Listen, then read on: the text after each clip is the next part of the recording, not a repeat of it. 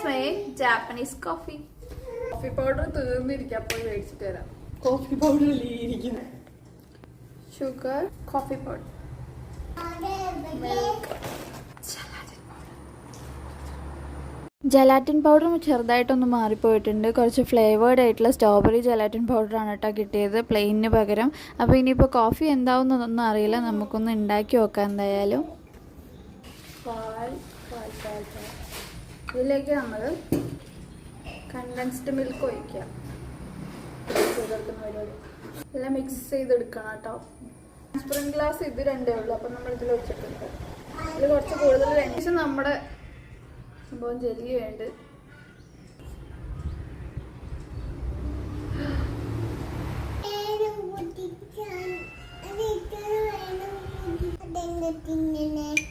ഇപ്പൊ നീ തിന്നില്ല സ്കൂളിൽ ആ സമയം?